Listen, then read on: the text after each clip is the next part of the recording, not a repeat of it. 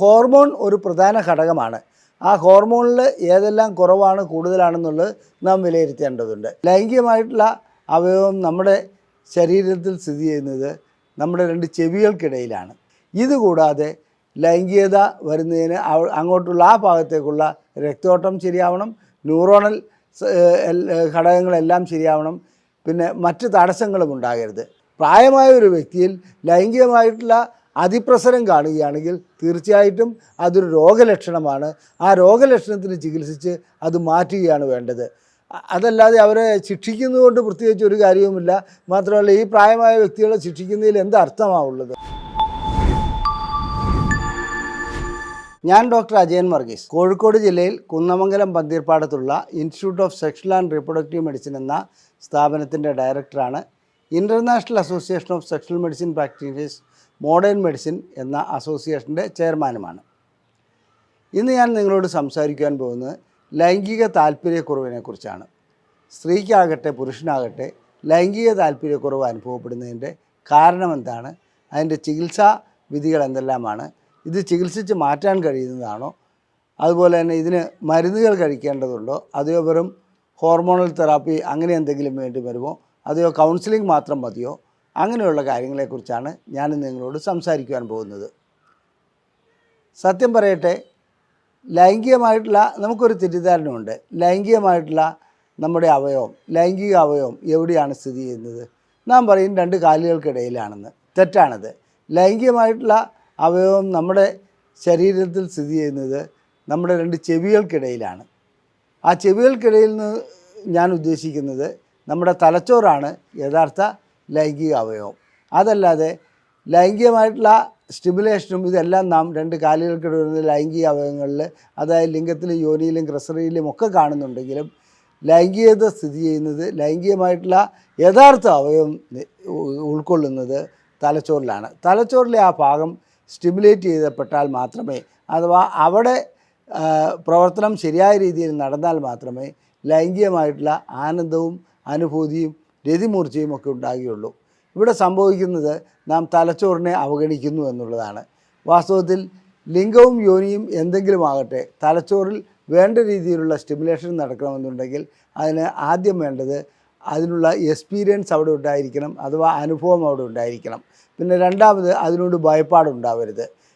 ഇതൊരു നികൃഷ്ട പ്രവൃത്തിയാണെന്നുള്ള ഒരു ധാരണ ഉടലെടുക്കരുത്.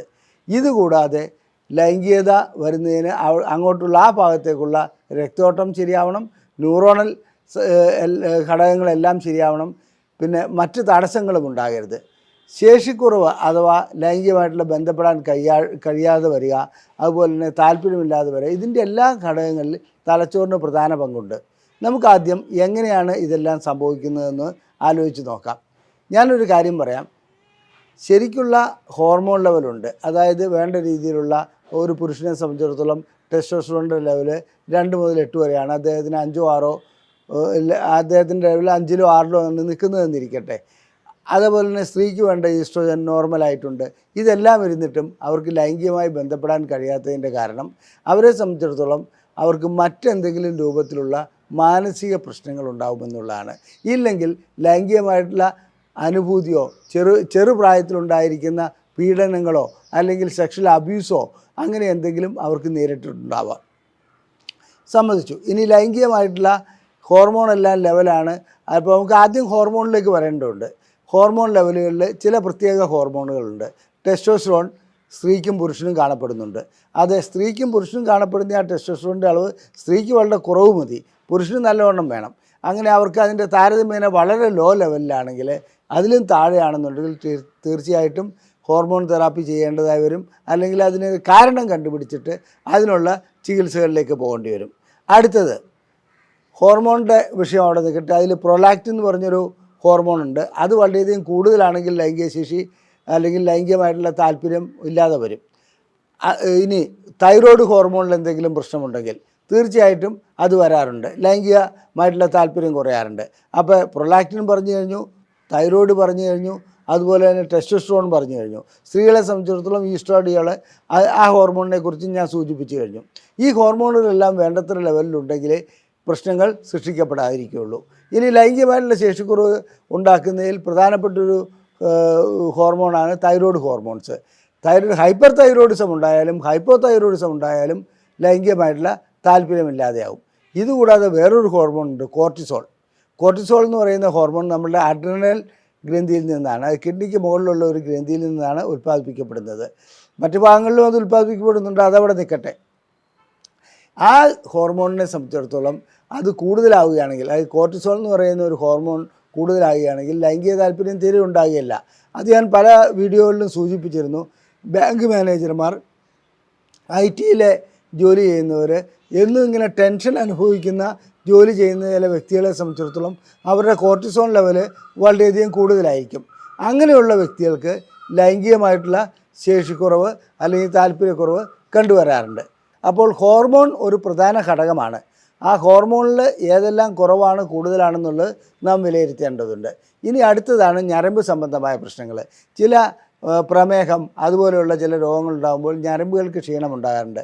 നമ്മുടെ ലൈംഗികമായിട്ടുള്ള ആഗ്രഹം ഉടലെടുത്താൽ മാത്രം പോരല്ലോ, തലച്ചോറിൽ നിന്നുള്ള സിഗ്നലുകൾ വന്നാൽ അത് ലിംഗത്തിലേക്കും യോനിയിലേക്കും ഒക്കെ എത്തി ഒരു പ്രവർത്തനം നടക്കണമെന്നുണ്ടെങ്കിൽ ഞരമ്പുകളുടെ ആവശ്യമുണ്ട്. ആ ഞരമ്പുകൾക്ക് എന്തെങ്കിലും തകരാറുണ്ടോ, രോഗം ബാധിക്കുകയോ ചെയ്യുകയാണെങ്കിൽ ലൈംഗികമായിട്ടുള്ള താല്പര്യക്കുറവ് കണ്ടുവരാറുണ്ട്.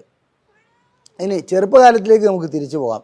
ചെറുപ്പകാലത്തിൽ ലൈംഗികതയെക്കുറിച്ച് ഇതൊരു മോശം ഇടപാടാണ്, അല്ലെങ്കിൽ ചെയ്യാൻ പാടില്ലാത്തൊരു ഇടപാടാണ്, കുറ്റകൃത്യമാണ് എന്നൊക്കെയുള്ള ഒരു ധാരണ കുട്ടികളിൽ ഉടലെടുപ്പിക്കുന്ന ഒരു കാലഘട്ടം ഉണ്ടായിരുന്നു.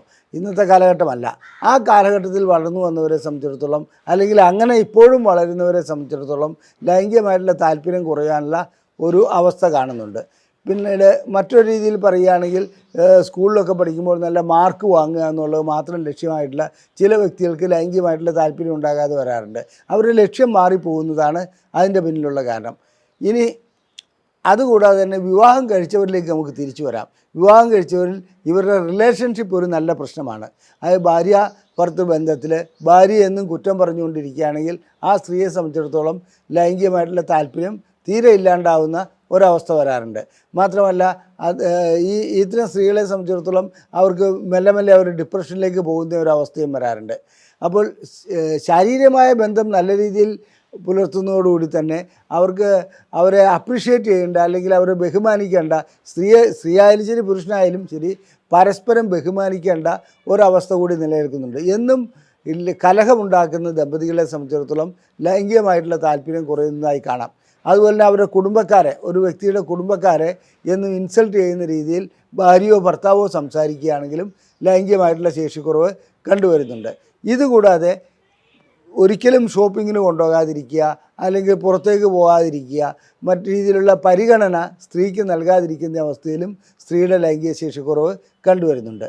ഇനി സ്ത്രീകളിൽ ലൈംഗിക ശേഷിക്കുറവ് കണ്ടുവരുന്നതിനും പുരുഷനിൽ ലൈംഗിക ശേഷിക്കുറവ് കണ്ടുവരുന്നതിനും ചില രീതിയിലുള്ള മരുന്നുകൾ ഘടകമായി മാറാറുണ്ട്. അത്തരം മരുന്നുകൾ പ്രധാനപ്പെട്ട ഒന്നാണ് അപസ്മാരത്തിന് കഴിക്കുന്ന മരുന്നുകൾ, മാനസിക രോഗത്തിന് കഴിക്കുന്ന മരുന്നുകൾ, ക്യാൻസർ രോഗത്തിന് കഴിക്കുന്ന മരുന്നുകൾ. ഇത്തരം മരുന്നുകളെല്ലാം തന്നെ ലൈംഗിക ശേഷിക്കുറവ് അല്ലെങ്കിൽ ഒരു രീതിയിലുള്ള താല്പര്യക്കുറവ് ഉണ്ടാക്കുന്നുണ്ട്. പുരുഷന്മാരെ സംബന്ധിച്ചിടത്തോളം ഒരു പ്രായമായി കഴിഞ്ഞാൽ അവരുടെ പ്രോസ്റ്റേറ്റിന് വീക്കം വരാറുണ്ട്. അങ്ങനെ പ്രോസ്റ്റേറ്റിൻ്റെ വീക്കം വന്നതിന് അതിനുവേണ്ടി കഴിക്കുന്ന മരുന്നുകൾ, അവർ പ്രഷറിന് കഴിക്കുന്ന മരുന്നുകൾ, ഇത്തരം മരുന്നുകളെല്ലാം തന്നെ ചില മരുന്നുകൾ, എല്ലാ മരുന്നുകളും അല്ല, ചില മരുന്നുകൾ ലൈംഗിക ശേഷിക്കുറവ് ഉണ്ടാക്കാറുണ്ട്. ഈ ലൈംഗിക ശേഷിക്കുറവ് ഉണ്ടാക്കുന്നതിൽ ഇത്തരം മരുന്നുകൾ ഹോർമോൺ ലെവലിൽ വ്യതിയാനം വരുത്തുകയാണ് ചെയ്യുന്നത്. ഇനി ലൈംഗികമായിട്ടുള്ള അത്തരം താല്പര്യക്കുറവ് ഉണ്ടാകുന്നതിന് നിരന്തരമായിട്ടുള്ള കലഹം ഞാൻ പറഞ്ഞു കഴിഞ്ഞു. ആ കലഹം ഉണ്ടാകുകയാണെങ്കിൽ ഒരിക്കലും ലൈംഗികമായിട്ടുള്ള താല്പര്യം ഉണ്ടാകില്ല. പിന്നെ വളർന്നു വന്ന സാഹചര്യവും ഞാൻ സൂചിപ്പിച്ചു കഴിഞ്ഞു. എന്നിരുന്നാലും ശരിക്കുള്ള ലൈംഗികമായിട്ടുള്ള രതിമൂർച്ച അല്ലെങ്കിൽ അനുഭൂതി ഒരിക്കലും ലഭിക്കാത്ത വ്യക്തികളെ സംബന്ധിച്ചിടത്തോളം ലൈംഗികമായിട്ടുള്ള താല്പര്യക്കുറവ് കാണാറുണ്ട്. ഇത്തരം വ്യക്തികൾക്ക് ചിലപ്പോൾ യോനിയിൽ ലിംഗം പ്രവേശിപ്പിച്ച് കഴിഞ്ഞ് ലൈംഗിക ബന്ധത്തിൽ ഏർപ്പെടുമ്പോൾ ലൈംഗിക അനുഭൂതി ഉണ്ടായിക്കൊള്ളണമെന്നില്ല. അവർക്ക് വൈബ്രേറ്റർ ഉപയോഗിച്ചാൽ രതിമൂർച്ച ലഭിക്കുന്നതായി കാണാം. അത്തരം സ്ത്രീകളെ സംബന്ധിച്ചിടത്തോളം വൈബ്രേറ്റർ ഉപയോഗിച്ച് 1-2 തവണ രതിമൂർച്ച ലഭിക്കുകയാണെങ്കിൽ തുടർന്നുള്ള സമയങ്ങളിൽ അവർക്ക് ലൈംഗിക ബന്ധത്തോട് താല്പര്യമുണ്ടാവും.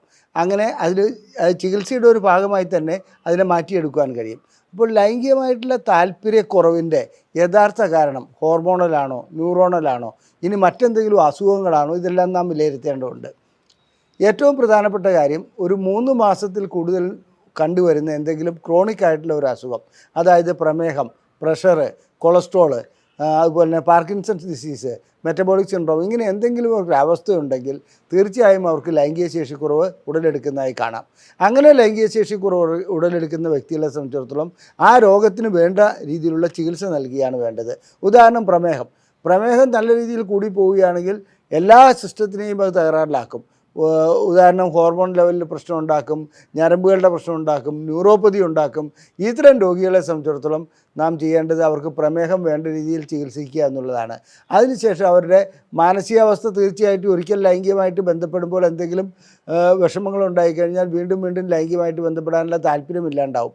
ഒരു ഉദാഹരണത്തിന് എപ്പോഴെങ്കിലും ലിംഗം ഒന്ന് ഏതെങ്കിലും മറ്റു കാരണവശാൽ തളർന്നു പോകുന്ന പുരുഷനോട് നിങ്ങളെക്കൊണ്ട് ഒരു ഗുണവുമില്ല എന്ന് അദ്ദേഹത്തിൻ്റെ സഹധർമ്മിണി പറയുകയാണെങ്കിൽ അദ്ദേഹത്തിന് വീണ്ടും ലൈംഗികമായിട്ട് ബന്ധപ്പെടാനുള്ള ഒരു ഭയപ്പാടുണ്ടാവും. ഈ ഭയപ്പാടും ഇതിൽ താല്പര്യക്കുറവിലേക്ക് വഴിതെളിക്കാറുണ്ട്. അപ്പോൾ നാം മനസ്സിലാക്കേണ്ടത് ദമ്പതികൾ തമ്മിൽ ഉള്ള പെരുമാറ്റം ഇതിനകത്തൊരു ഘടകമാണ്.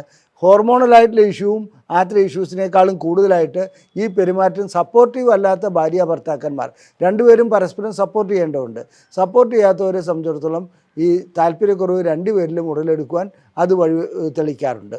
ഇനി ഞാൻ നിരന്തരമായിട്ടുള്ള അസുഖങ്ങളെക്കുറിച്ച് പറഞ്ഞു.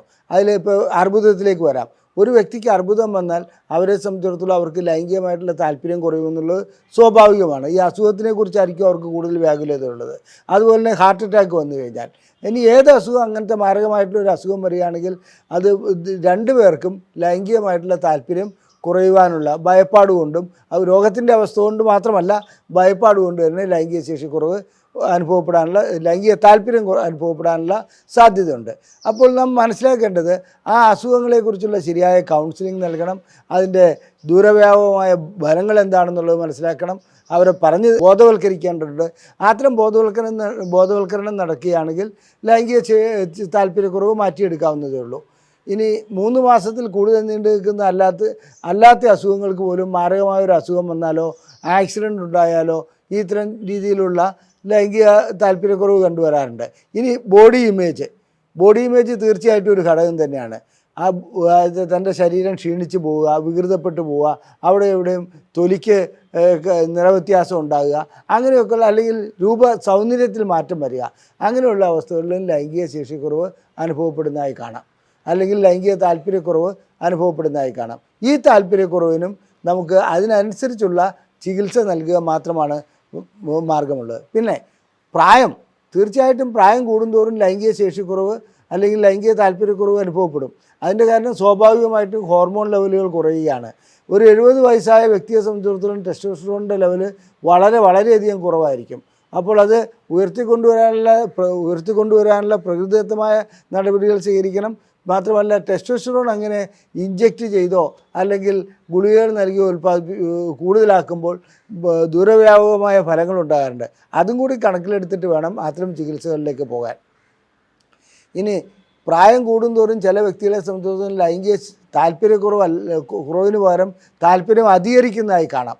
അത് മാനസികമായിട്ടുള്ള സൈക്കാട്രിക് ഡിസോർഡറാണ്. അതായത് നമ്മുടെ തലച്ചോറിലൊരു പ്രത്യേകതയുണ്ട്. നമുക്കൊരു കുറ്റകൃത്യം ചെയ്യണമെന്ന് തോന്നിയാൽ നമ്മുടെ തലച്ചോറിൻ്റെ ഒരു ഭാഗം അതിനെ എപ്പോഴും വിലക്കിക്കൊണ്ടിരിക്കും. അത് ഞാനൊരു ഉദാഹരണം പോലെ പറഞ്ഞു. അപ്പോൾ വിലക്കുന്ന ഒരു ഭാഗമുണ്ട്, ഇത് ചെയ്യാൻ പ്രേരിപ്പിക്കുന്ന ഒരു ഭാഗമുണ്ട്. ഈ വിലക്കുന്ന ഭാഗത്തേക്ക് എന്തെങ്കിലും രക്തോട്ടം കുറയുകയോ അങ്ങനെയോ വല്ലതും ചെയ്യുകയാണെങ്കിൽ വിലക്ക് അവിടെ ഇല്ലാതാകുന്നു. അതുകൊണ്ട് ചെറുപ്പക്കാരെ പോലെ പെരുമാറുന്നു. വഴിയിൽ കാണുന്ന സ്ത്രീകളെ ചൂളമടിക്കുക, അല്ലെങ്കിൽ എന്താണെന്ന് വെച്ചിട്ടുണ്ടെങ്കിൽ മിക്കപ്പോഴും കാണുന്നതെന്ന് വെച്ചിട്ടുണ്ടെങ്കിൽ അമ്മായി അച്ഛൻ മരുമകളെയൊക്കെ കയറി പീഡിപ്പിക്കാൻ ശ്രമിക്കുന്നതും ആ രീതിയിലുള്ള അവിഹിതമായ ബന്ധങ്ങളിലേക്കൊക്കെ പോകുന്നതിൻ്റെ കാരണം ഈ തലച്ചോറിനെ ബാധിക്കുന്നതാണ്. ആ അസുഖം കണക്കിലെടുക്കാതെ കോടതികളും പോലീസും എല്ലാം എന്താണ് ചെയ്യുന്നത്, ഇദ്ദേഹത്തിന് ജയിലിലേക്ക് അടയ്ക്കുന്ന ഒരവസ്ഥ കണ്ടുവരാറുണ്ട്. പ്രായമായ ഒരു വ്യക്തിയിൽ ലൈംഗികമായിട്ടുള്ള അതിപ്രസരം കാണുകയാണെങ്കിൽ തീർച്ചയായിട്ടും അതൊരു രോഗലക്ഷണമാണ്. ആ രോഗലക്ഷണത്തിന് ചികിത്സിച്ച് അത് മാറ്റുകയാണ് വേണ്ടത്. അതല്ലാതെ അവരെ ശിക്ഷിക്കുന്നതുകൊണ്ട് പ്രത്യേകിച്ച് ഒരു കാര്യവുമില്ല. മാത്രമല്ല ഈ പ്രായമായ വ്യക്തികളെ ശിക്ഷിക്കുന്നതിൽ എന്ത് അർത്ഥമാണുള്ളത്? ഇനി ലൈംഗികമായിട്ടുള്ള താല്പര്യക്കുറവിന് ഒട്ടനവധി കാരണങ്ങളുണ്ട്. അത് ഞാനിവിടെ വിശദീകരിച്ചു കഴിഞ്ഞു. ഇനി ഇതല്ലാതെ തന്നെ എന്നാണെന്ന് വെച്ചിട്ടുണ്ടെങ്കിൽ ചില വ്യക്തികളെ സംബന്ധിച്ചിടത്തോളം അവരുടെ ഓറിയൻറ്റേഷനും ഒരു ഭാഗമാകാറുണ്ട്. അവർക്ക് താല്പര്യമില്ലാതെ അവർക്ക് ഹോമോസെക്ഷൽ ട്രെൻഡ് ഉണ്ടാകുക, അല്ലെങ്കിൽ മറ്റു രീതിയിലുള്ള ലൈംഗിക അഭിവാഞ്ഛ ഉണ്ടാകുക, സ്വന്തം ഭാര്യയോട് താല്പര്യം ഉണ്ടാകാതിരിക്കുക, മറ്റുള്ളവരോട് താല്പര്യം ഉണ്ടാകുക, അങ്ങനെയൊക്കെയുള്ള ഘടകങ്ങൾ വരുന്നതിന് മറ്റു കാരണങ്ങളാണുള്ളത്. അത് നാം ഈ വീഡിയോയിൽ വിശദീകരിക്കുവാൻ കഴിയുന്ന ഒരു കാര്യമല്ല. നിങ്ങൾക്ക് ലൈംഗികമായിട്ടുള്ള എന്തെങ്കിലും പ്രശ്നങ്ങളുണ്ടെങ്കിൽ, രോഗമോ അവസ്ഥയോ അസുഖങ്ങളോ ഉണ്ടെങ്കിൽ ഞങ്ങളത് ചികിത്സിച്ച് സുഖപ്പെടുത്തുന്നതാണ്. ISRMൽ അതിനുള്ള എല്ലാ സംവിധാനങ്ങളുമുണ്ട്. നിങ്ങൾക്ക് ചികിത്സ ആവശ്യമുണ്ടെങ്കിൽ ഇവിടെ തന്നിരിക്കുന്ന നമ്പറിൽ നിങ്ങൾ ഫോൺ ചെയ്ത് ബുക്ക് ചെയ്യാവുന്നതാണ്. അതുപോലെ തന്നെ നിങ്ങൾക്ക് ലൈംഗിക പ്രശ്നങ്ങളെക്കുറിച്ച് അറിയുവാനാണെങ്കിൽ ഞങ്ങൾ പ്രസിദ്ധീകരിക്കുന്ന ഒരു ബുക്ക്ലെറ്റ് നിങ്ങൾക്ക് സൗജന്യമായി നൽകുന്നതാണ്. നിങ്ങൾ ചെയ്യേണ്ടത് ഇത്രമാത്രം: ISRM എന്ന് ഇവിടെ കാണിച്ചിരിക്കുന്ന നമ്പറിൽ വാട്സപ്പ് ചെയ്യുക. ISRM എന്ന് വാട്സപ്പ് ചെയ്യുന്ന എല്ലാ വ്യക്തികൾക്കും ഇവിടെ നിന്ന് പ്രസിദ്ധീകരിക്കുന്ന ശേഷിക്കുറവിനെക്കുറിച്ചുള്ള ഒരു പുസ്തകം ഞങ്ങൾ സൗജന്യമായി അയച്ചു തരുന്നതാണ്. നിങ്ങൾക്ക് ഈ വീഡിയോ ഇഷ്ടപ്പെട്ടുവെങ്കിൽ നിങ്ങൾ നിങ്ങളുടെ സുഹൃത്തുക്കൾക്ക് ഇത് ഷെയർ ചെയ്യുക. അതുപോലെ തന്നെ ഞങ്ങളുടെ ചാനൽ സബ്സ്ക്രൈബ് ചെയ്യുക. നിങ്ങളുടെ അഭിപ്രായങ്ങൾ ഇതിലെ കമൻറ്റ് ബോക്സിൽ രേഖപ്പെടുത്തുവാൻ കൂടി അഭ്യർത്ഥിക്കുന്നു. നന്ദി, നമസ്കാരം.